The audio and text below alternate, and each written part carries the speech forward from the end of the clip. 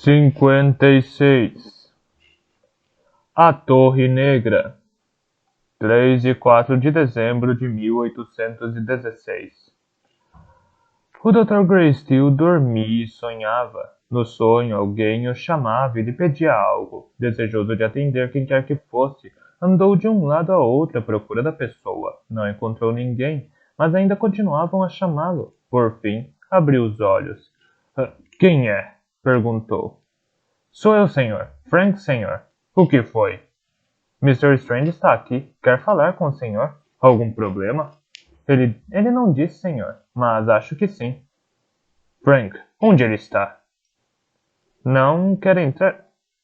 Frank, onde ele está? Não quer entrar, senhor?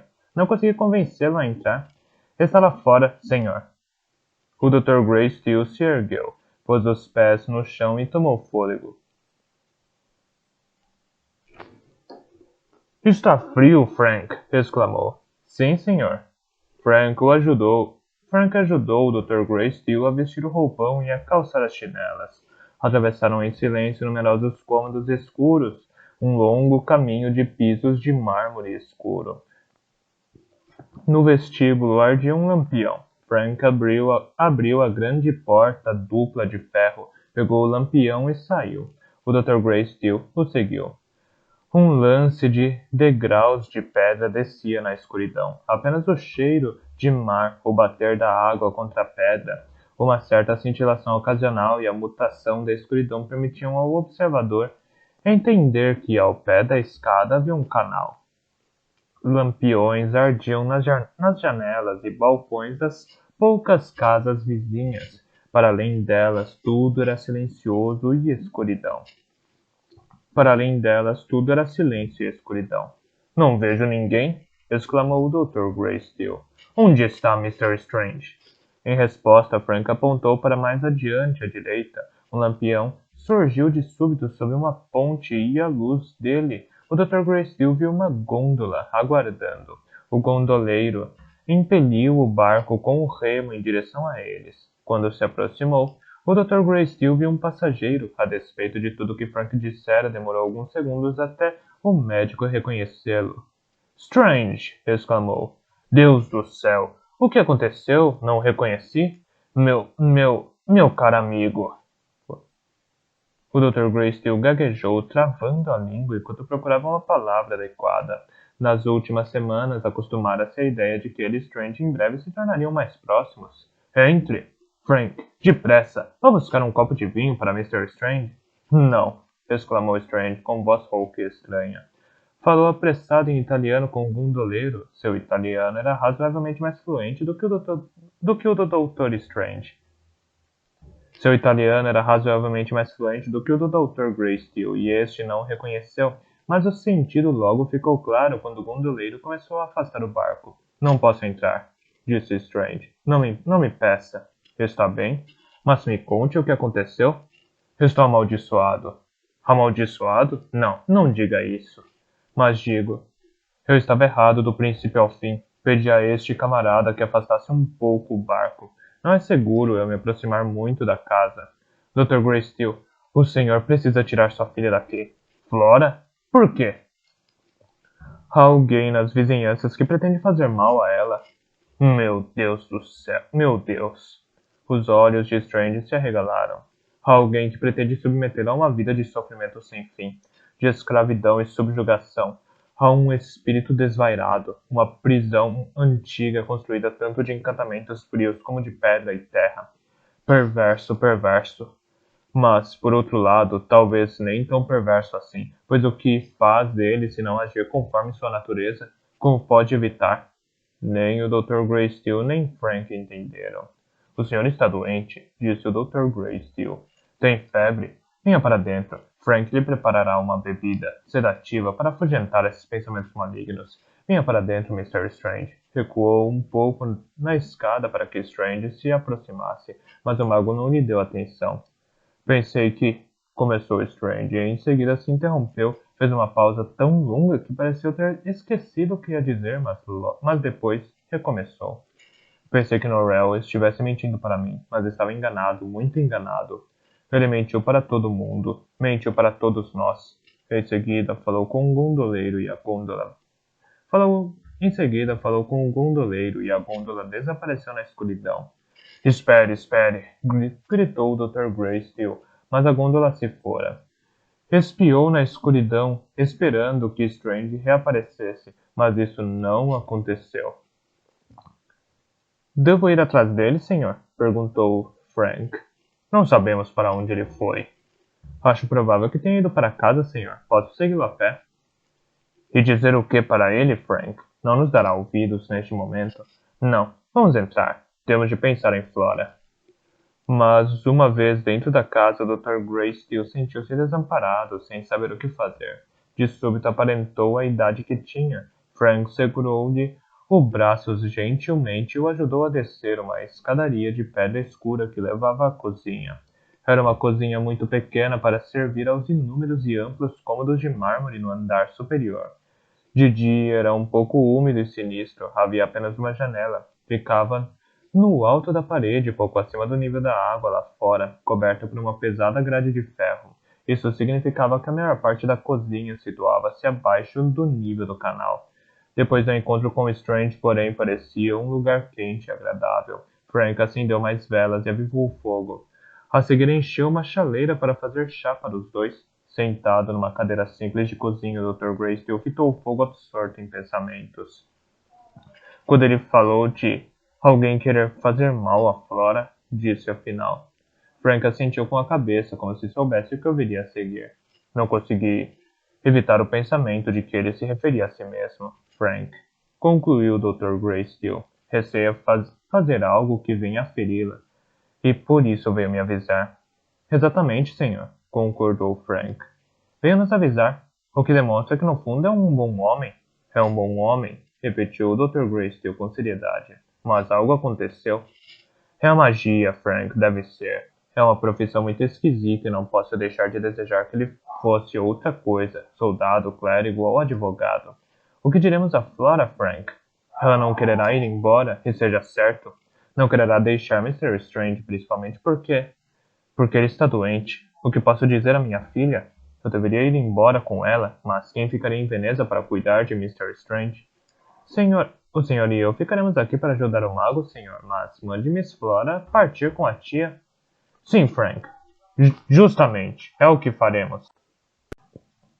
Apesar disso, senhor, acrescentou Frank, devo dizer que Miss Flora certamente não precisa dos cuidados de ninguém. Não é igual às demais jovens. Frank vivera com os Greysteel o suficiente para saber como a família considerava Miss Greysteel uma pessoa de capacidade e inteligência excepcionais. Sentindo que haviam feito tudo o que podiam no momento, Dr. Greysteel e Frank voltaram a se recolher. Mas uma coisa é traçar planos no meio da noite, outra bem diferente é realizá-los em plena luz do dia. Como o Dr. Greysteel previra, Flora objetou com veemência ser mandada para longe de Veneza e de Jonathan Strange. Não entendia por que deveria ir. Por quê? Explicou o Dr. Greysteel. Strange estava doente. Então é mais um motivo para eu ficar? Replicou ela. Strange precisaria que alguém cuidasse dele. O Dr. Greysteel tentou insinuar que a doença de Strange era contagiosa, mas por princípio e inclinação. Era um homem honesto, mentira pouquíssimas vezes e mentira mal. Flora não acreditou nele. Tia Greysteel, por certo, não entendeu mais do que a sobrinha a mudança de planos. Incapaz de resistir à oposição conjunta das duas, o Dr. Greysteel viu-se obrigado a confiar na irmã e lhe contar o que acontecera durante a noite.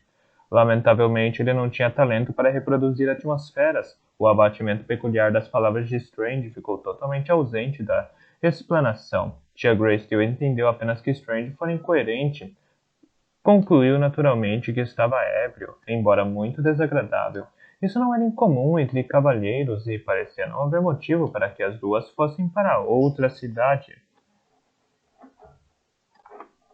Embora muito desagradável, isso não era incomum entre cavalheiros e parecia não haver motivo para que as duas fossem para outra cidade. Afinal de contas, Lancelot, disse ela, eu ouvi num estado ainda pior sob efeito do vinho. Uma vez jantando com Mr. Sixsmith e você insistiu em se despir de todas as galinhas. Foi o terreiro Foi ao terreiro e tirou uma a uma do galinheiro. Todas escaparam, fugiram para todos os lados e metade delas foi devorada pela raposa. Nunca vi a Antoinette tão zangada com você. Antoinette era a falecida esposa do médico. Era uma história muito antiga e muito degradante. O Dr. Greysteele a ouviu com uma exasperação cada vez maior. Pelo amor de Deus, Luísa! Eu sou um médico. Você reconhecer um estado de embriaguez?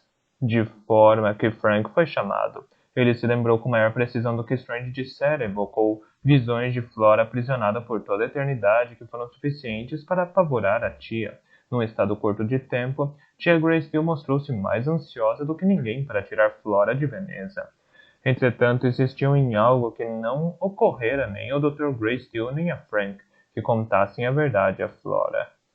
Foi por demais doloroso para Flora Greysteele saber que Strange perdera o juízo. A princípio achou que eles estivessem enganados e mesmo depois que a convenceram de que poderia ser verdade, continuou certa de que era desnecessário ir embora de Veneza. Estava segura de que ele jamais a feriria, mas então percebeu que o pai e a tia pensavam o contrário e que não ficariam tranquilos enquanto ela não partisse.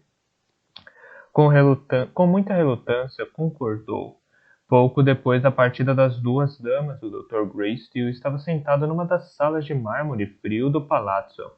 Consolava-se com um copo de conhaque e tentava encontrar coragem para ir procurar Strange, quando Frank entrou e falou de uma torre negra. O quê? Indagou o Dr. Greysteele. Não estava com disposição para desvendar as excentricidades de Frank. Venha até a janela que lhe mostrarei, senhor. O Dr. Greysteele se levantou e foi à janela. Algo tinha surgido no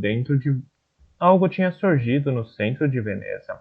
A melhor descrição era uma torre negra de uma imensidade inconcebível. A base parecia cobrir vários acres. A torre se projetava da cidade para dentro do céu, e não era possível ver seu topo. A distância, a cor era um preto uniforme e sua textura macia, mas havia instantes em que parecia quase translúcida, como se feita de fumaça preta. Era possível vislumbrar prédios atrás dela ou até talvez em seu interior. Era a coisa mais misteriosa que o Dr. Greysteele já vira. Como terá surgido, Frank? E o que aconteceu com as casas que lá existiam? Antes que essas ou outras perguntas pudessem ser respondidas numa batida alta e formal, soou a porta. Frank foi atender. Voltou em instantes acompanhada de um pequeno grupo de pessoas, nenhuma das quais o Dr. Greysteele conhecia. Duas delas eram padres e havia 3 ou 4 jovens de porte militar que trajavam uniformes coloridos, decorados com uma extravagante quantidade de algodão dourado. Havia 3 ou 4 jovens de porte militar que trajavam uniformes coloridos e decorados com uma extravagante quantidade de galões dourados. O mais bem apessoado deles se adiantou. Trajava o uniforme mais esplêndido e tinha um bigode louro comprido. Explicou que era o coronel Wenzel von Ottenfeld e secretário do governador austríaco da cidade. Apresentou seus companheiros. Os oficiais eram austríacos como ele, mas os padres eram venezianos. Isso bastou para deixar o Dr. Greysteele um tanto surpreso. Os venezianos detestavam os austríacos, e raras vezes as duas raças eram vistas juntas. O senhor é o doutor? O senhor é o doutor? Perguntou o coronel Von Ottenfeld, o amigo de Exenmeister. 147ª nota. Do grande Wellington? O Dr. Greysteele confirmou. Ah, senhor doutor, hoje somos pedintes a seus pés. Von Ottenfeld assumiu uma expressão melancólica bastante reforçada por seu longo bigode curvado para baixo. O Dr. Greysteele se disse espantado de ouvir isso. Aqui estamos hoje, pedindo a sua... Von Ottenfeld franziu o senho e estalou os dedos. Vermittlung. Wir bitten um ihre Vermittlung. Wie kann man das sagen? Seguiu-se uma discussão sobre como traduzir a primeira palavra. Um dos padres italianos sugeriu intercessão. Sim, concordou Von Ottenfeld. Concordou Van Ottenfeld, ansioso. Pedimos sua intercessão por nós junto ao Hexenmeister do Grande Wellington, Senhor Doutor. Estimamos muitíssimo o Hexenmeister do Grande Wellington, mas agora o Hexenmeister do Grande Wellington se excedeu. Que calamidade! O povo de Veneza está com medo. Muitos têm de abandonar suas casas e ir embora. Oh! Fez o Dr. Greystill, compreensivo. Refletiu por alguns instantes e compreendeu melhor. Ah, o senhor crê que Mr. Strange tem algo a ver com aquela torre negra? Não, replicou Von Ottenfeld. Não é uma torre. É a noite. Que calamidade! Como assim? Perguntou o Dr. Greystill, olhando para Frank em busca de ajuda. Frank encolheu os ombros. Um dos padres, cujo inglês era um pouco mais sólido, explicou que naquela manhã o sol nascera em todas as regiões da cidade, exceto em uma na paróquia de Santa Maria Zobenigo, onde Strange morava. Lá, a noite começou a imperar. Por que o Hexenmeister do Grande Wellington faz isso? Perguntou Van Ottenfeld. Não sabemos. Pedimos que o senhor o procure, senhor doutor. Peça-lhe, por favor, que devolva o sol a Santa Maria Zobenigo. Pode lhe pedir respeitosamente que não faça mais magia em Veneza? Claro que posso, respondeu o Dr. Greystill. É uma situação por demais angustiante, e embora tenha certeza absoluta de que Mr. Strange não fez de propósito, de que se verificará que tudo não passou de um engano, terei prazer em ajudar como puder. Ah! Exclamou apressado o padre, que falava um inglês bom, enquanto a mão, como se temesse que Dr. Greystill logo saísse correndo dali em direção a Santa Maria Zobenigo. Mas o senhor levará seu criado junto, não é? Não irá sozinho, irá? A neve caía densa. Todas as cores tristes de Veneza haviam se transformado em tons de cinza e preto. A Praça São Marco era uma pálida gravura cinzenta sobre o papel branco. Estava erma. O Dr. Greystill e Frank seguiam juntos pela neve com passos pesados. O médico carregava uma lanterna e o criado segurava um guarda-chuva negro acima da cabeça do patrão. Para além da praça se erguia a Torre Negra da Noite. Eles passaram sob o arco do átrio e por entre as casas silenciosas. A escuridão tinha início no meio de uma pequena ponte. Era a coisa mais sombria do mundo ver os flocos de neve que caíam obliquamente serem sugados de súbito para dentro dela, como se fosse um ser vivo a devorá-los com lábios gulosos. Após darem uma última olhada para a cidade branca e silenciosa, penetraram na escuridão. As vielas estavam ermas. Os habitantes da paróquia haviam buscado refúgio em casas de parentes e amigos em outras áreas da cidade.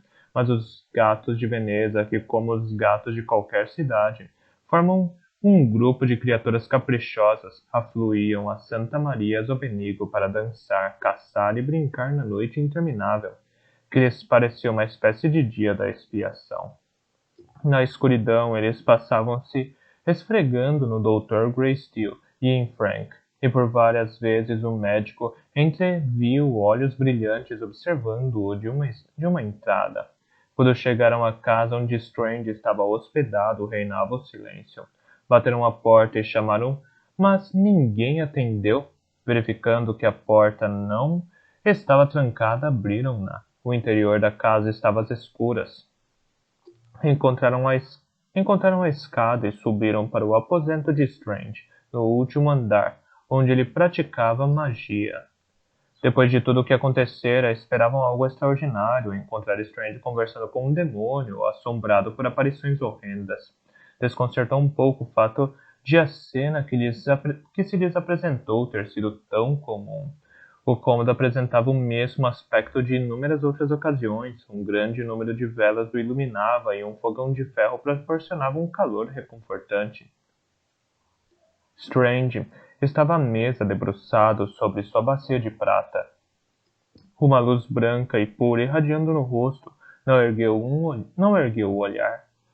Um relógio tic-taqueava calmamente num canto. Livros, papéis e objetos de escrita estavam como sempre espalhados em abundância por todos os lugares. Strange passou a ponta do dedo na superfície da água e bateu de leve 2 vezes. A seguir se virou e fez uma anotação num livro. Strange, disse o Dr. Greysteel. Strange ergueu o olhar, não parecia tão alucinado como na noite anterior, mas seus olhos exibiam o mesmo ar de acossado. Olhou para o médico fixamente por longo tempo sem indicar que o reconhecia. Greysteel, murmurou por fim. O que faz aqui? Vem ver como o senhor está. Estou preocupado. Strange nada disse, retornou à bacia de prata e fez alguns gestos sobre ela, mas em seguida pareceu insatisfeito, pegou um copo e despejou mais água dentro dela. Depois pegou um frasco e cuidadosamente pingou 2 gotas do líquido dentro do copo. O Dr. Greysteel observava. Não havia rótulo no frasco. O líquido tinha a cor do âmbar. Poderia ser qualquer coisa. Strange notou que o Dr. Greysteel o observava. Imagino que me aconselhará a não tomar isso. A não tomar isto. Bem, não se deu trabalho. Bebeu de um gole. Não o dirá quando souber o motivo. Não, não, retrucou o Dr. Greysteel num tom de voz bastante calmo, o que empregava com os pacientes mais difíceis. Garanto-lhe que não ia dizer isso. Só queria saber se o senhor sente alguma dor ou se está doente. Ontem à noite achei que estava. Talvez eu possa lhe recomendar. Interrompeu-se. Sentiu um cheiro muito forte, seco, de mofo, misturado com algo rançoso e animal. E o curioso era que eu reconhecia. De repente sentiu o odor do quartinho em que a velha morava. A velha louca e todos os seus gatos. Minha esposa está viva, disse Strange. Sua voz estava rouca e grossa. Ah, pronto. O senhor não sabia disso. O Dr. Greysteel gelou. Se havia uma coisa que Strange pudesse dizer para assustá-lo ainda mais, provavelmente essa era uma. Disseram-me que ela havia morrido, continuou Strange. Disseram-me que a tinham enterrado. Como pude acreditar? Ela estava encantada. Foi roubada de mim. Por isso preciso disto. Agitou o frasco de líquido âmbar diante do rosto do médico. O Dr. Greysteel e Frank recuaram 1 ou 2 passos. Frank murmurou no ouvido do médico. Está tudo bem, senhor. Está tudo bem. Não deixarei que Não deixarei que lhe faça mal. Agora tenho noção de como ele está. Não tema. Não posso voltar para casa, disse Strange. Ele me expulsou e não me deixará voltar. As árvores não me deixarão passar. Tentei encantamentos de desencantamento, mas não deu certo. Não deu certo. Vem fazendo magia desde a noite de ontem? Perguntou o Dr. Greysteel. O quê? Sim. Lamento saber. O senhor deveria descansar. Acho que não se recorda muito da noite de ontem. Ah, exclamou Strange com ironia cortante. Jamais me esquecerei do menor detalhe. Verdade? Replicou o Dr. Greysteel no mesmo tom calmo. Bem, não posso esconder do senhor que sua aparência me preocupou. O senhor estava diferente. Consequência, estou certo do trabalho excessivo. Talvez eu possa... Perdoe-me, Dr. Greysteel. Mas, como acabei de explicar, minha esposa está sob encantamento. Prisioneira, sob a terra. Por mais que eu apreciasse continuar esta conversa, tenho coisas mais urgentes a fazer. Perfeitamente, acalme-se. Nossa presença o aflige. Iremos embora e voltaremos amanhã. Mas antes, devo dizer o seguinte: o governador enviou uma delegação à minha casa esta manhã. Ele solicita respeitosamente que o senhor evite fazer magia por hora. Não fazer magia? Strange se riu, um som frio, duro e desanimado. O senhor me pede que eu pare agora? Impossível. Porque Deus me tornou um mago, se não para isso? Virou-se para a bacia de prata e começou a desenhar sinais no ar, bem acima da superfície da água. Então, ao menos, liberte a paróquia desta noite natural. Faça ao menos isso por mim, está bem? Em nome de nossa amizade, em nome de Flora. Strange deteve-se no meio de um gesto. Do que está falando? Que noite natural? O que há de natural? Pelo amor de Deus, Strange. É quase meio-dia. Por um momento, Strange permaneceu calado. Olhou para a janela negra, para a escuridão do cômodo e finalmente para o Dr. Greysteel. Não fazia a menor ideia, murmurou estupefato. Acredite-me, eu não fiz isso. Quem, então? Strange não respondeu. Olhou em volta com uma expressão vazia. O Dr. Greysteel receou que perguntar mais sobre a escuridão só o deixaria irritado, por isso apenas indagou. Pode devolver a luz do dia? Eu não sei.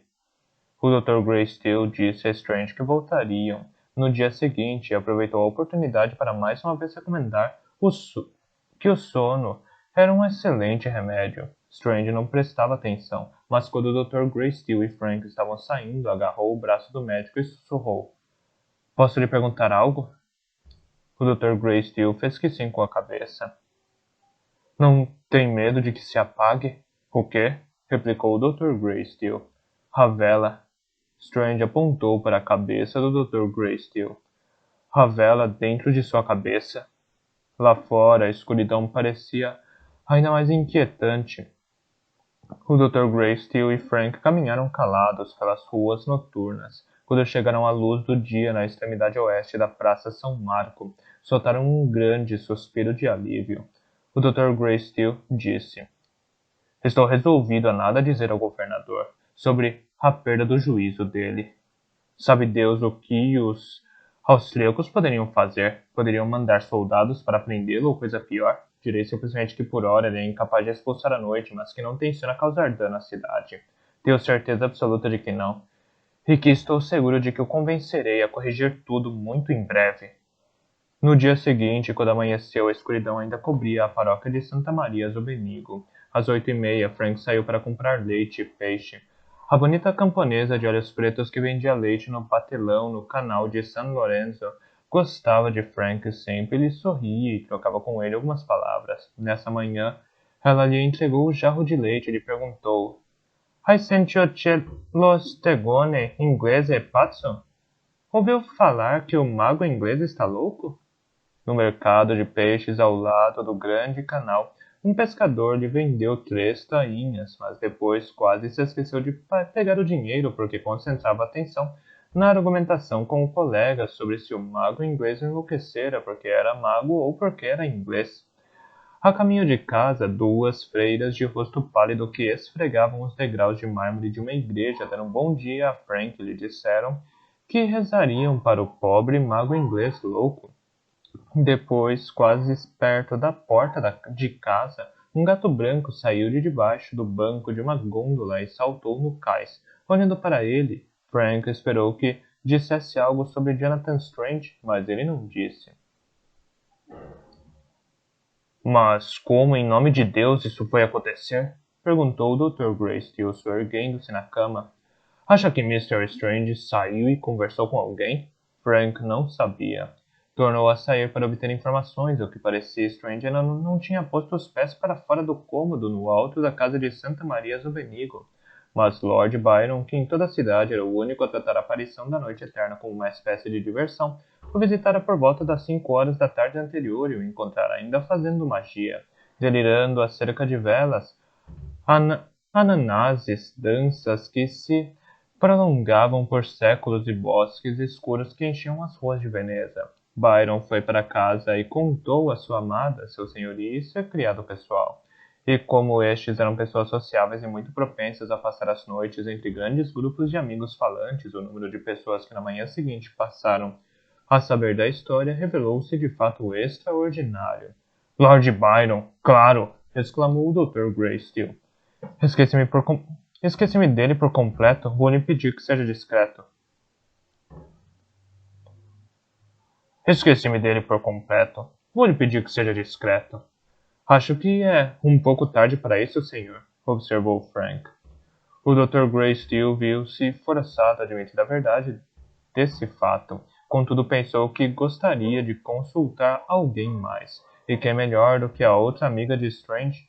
Assim, à noite, vestiu-se com esmero e foi sua gôndola até a casa da condessa Abritzi.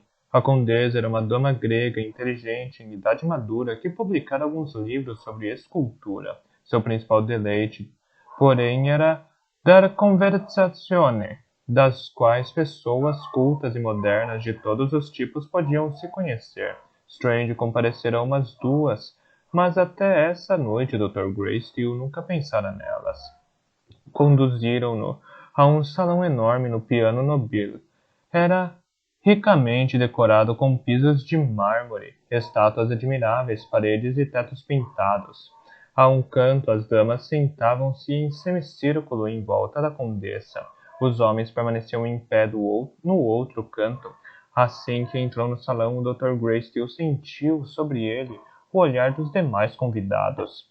Mais de uma pessoa o apontava para seu companheiro vizinho. Restava pouca dúvida de que falavam de Strange e da escuridão. Um homem miúdo e bem apessoado estava em pé ao lado da janela. Tinha cabelo preto encaracolado e uma boca vermelha e delicada. Uma boca que, se já seria de surpreender numa mulher, num homem era simplesmente extraordinária. Com sua pequena estatura, roupas escolhidas com esmero, cabelos e olhos escuros, assemelhava-se um tanto a Christopher Drawlight. Mas tão só. E se fosse Drawlight, terrivelmente inteligente, e se fosse Drawlight, terrivelmente inteligente. O Dr. Greysteel dirigiu-se a ele. Lord Byron? O homem se virou para ver quem falara. Não pareceu nem um pouco contente de ser abordado por um inglês de meia-idade, corpulento e insípido. Entretanto, não podia negar-se a saber quem ele era. Sim? Meu nome é Greysteel. Sou um amigo de Mr. Strange. Ah, fez sua senhoria. O médico... O médico que tem uma filha muito bela.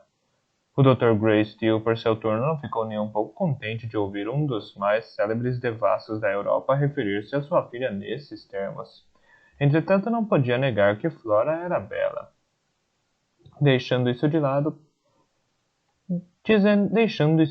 por ora, disse: Visitei Strange. Meus piores receios se confirmaram. O juízo deles, de fato, se perdeu. Visitei Strange. Meus piores receios se confirmaram. O juízo dele de fato se perdeu. Ah, de fato, concordou Byron.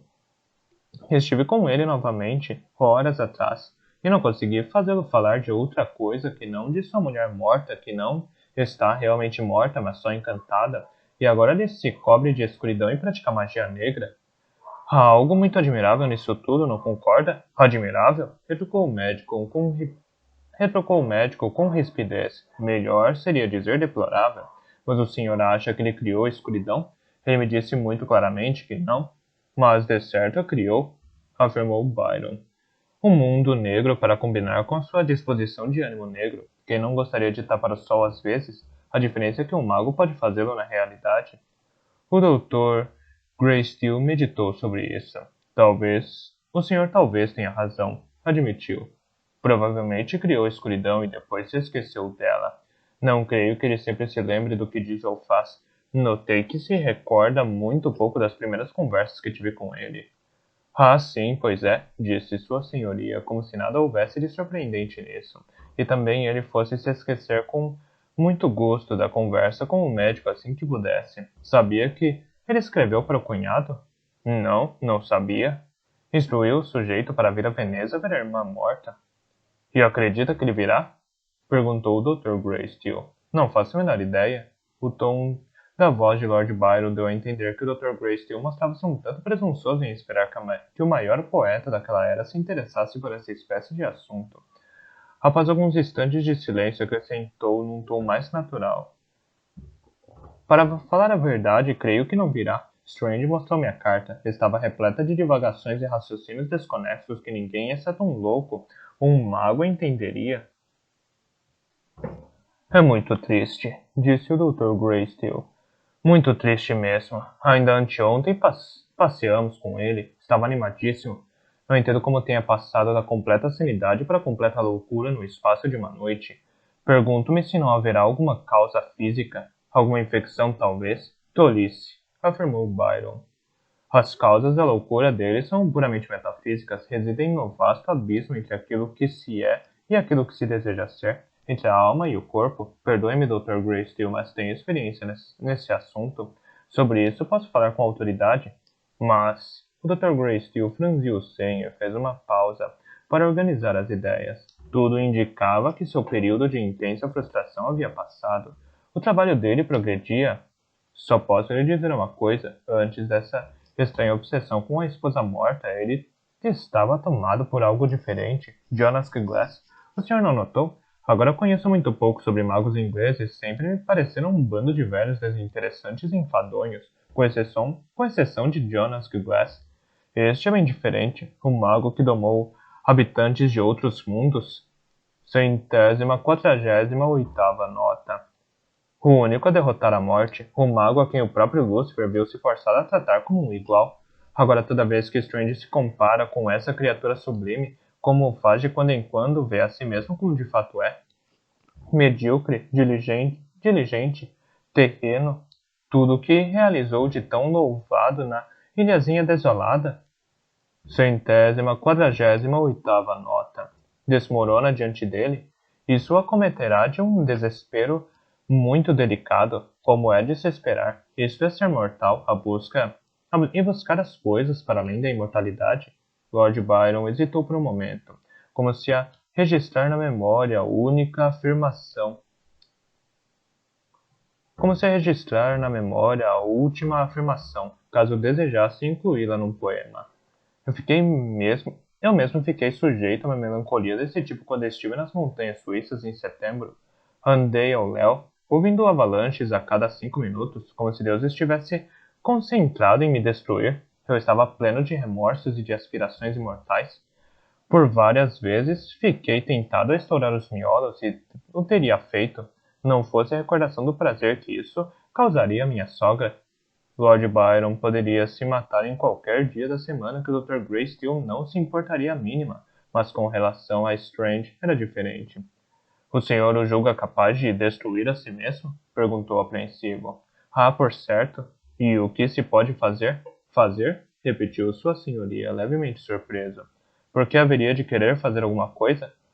A seguir, julgando que já haviam falado bastante sobre outra pessoa, sua senhoria conduziu a conversa para si mesmo. De modo geral, estou contente de termos nos conhecido o Dr. Greystill. Trouxe comigo um médico da Inglaterra, mas fui obrigado a dispensá-lo em Gênova. Agora temo que meus dentes estejam amolecendo. Veja. 150ª nota. Byron escancarou a boca e mostrou os dentes ao Dr. Greystill. O Dr. Greystill tocou com delicadeza num dente grande e branco. Parece-me saudáveis e firmes, disse. Ah, o senhor quer que sim, mas receio que não por muito tempo. Estou envelhecendo. Estou murchando, posso senti-lo? Byron suspirou. A seguir, ocorrendo-lhe um pensamento mais alegre, acrescentou. Sabe, esta crise com Strange não poderia ter vindo em melhor hora. Por acaso estou escrevendo um poema sobre um amigo que luta corpo a corpo com os espíritos inefáveis que lhe governam o destino. Evidentemente, Strange está longe de ser um perfeito modelo para o meu mago. Sabe, esta crise com Strange não poderia ter vindo em melhor hora. Por acaso estou escrevendo um poema sobre um mago que luta corpo a corpo com os espíritos inefáveis que lhe governam o destino. Evidentemente, Strange está longe de ser um perfeito modelo para meu mago. Falta-lhe a verdadeira natureza heróica. Mas, para compensá-lo, terei de acrescentar um pouco de mim mesmo. Uma jovem italiana graciosa passou por eles. Byron inclinou a cabeça num ângulo bastante curioso, entrefechou os olhos e recobrou a compostura, como a sugerir que estivesse prestes a morrer de indigestão crônica. O Dr. Greystill só pôde imaginar que ele obsequiava a jovem com todo o seu perfil e expressão byronianos.